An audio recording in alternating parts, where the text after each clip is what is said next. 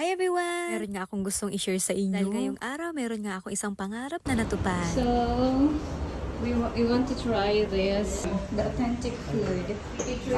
Looking forward talaga ako dito sa kainan na to. And, ayan na! Yes! We are here!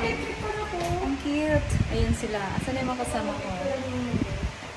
So, pipila muna kami. And dito sa pilahan, may mga products sila, mga noodles. Ayan. So, let's see. Ang cute.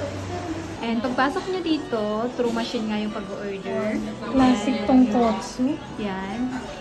Try natin yung pinakamasarap, Char. Susume. Asan Sa- ang susume? Hindi ko pala. How about the drinks? Orange juice. How about the Drinks. Yeah, this one, Cora. Orange juice. Sa akin, Orange juice. Yeah. Okay na ako. Pay na. Yes. So, yun, naka-order na kami. Isang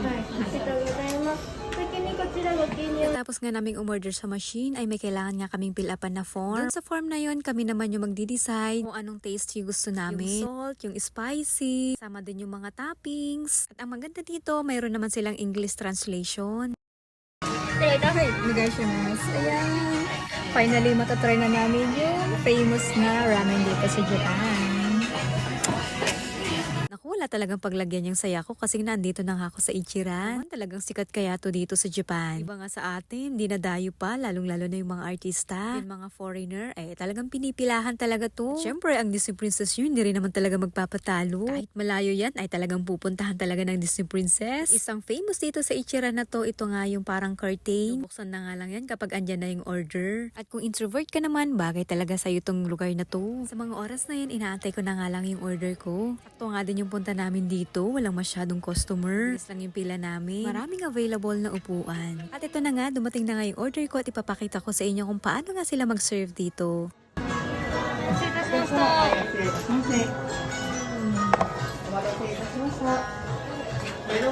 中に失礼いたし Oh, ます。 arigatou gozaimasu. それでは失礼いたします。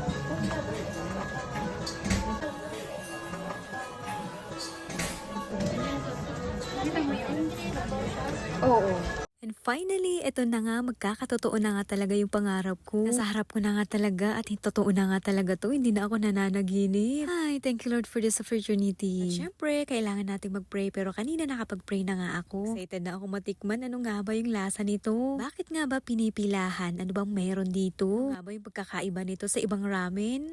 Excited na talaga ako. Yung ramen na in-order ko, wala nga palang anghang yan. Kakaroon kasi ng reaksyon yung katawan ko kapag kumakain ako ng spicy. Unang higop, lasang ramen. Sure. Ngayon naman itatry natin yung kanilang noodles. Tara, kain tayo. Sabay-sabay natin kainin ang ramen na to. Sakto nga rin at nakaramdam na nga ako ng gutom. Paparami tayo ng kain nito. Yung Ichiran na pinuntahan pala namin ay dito nga pala sa Nagoya. And this is what happened. O, diba? Ayan, ubos na. Hindi naman halatang masarap, diba? Ubos naman talaga eh. Kukumpleto sa aking pagkain ngayon ay ang kanilang orange juice. Kumain para malaman ng mga staff na tapos na kami. Kailangan daw namin pinutin to. Yung bell. Ito to, bell pa lang.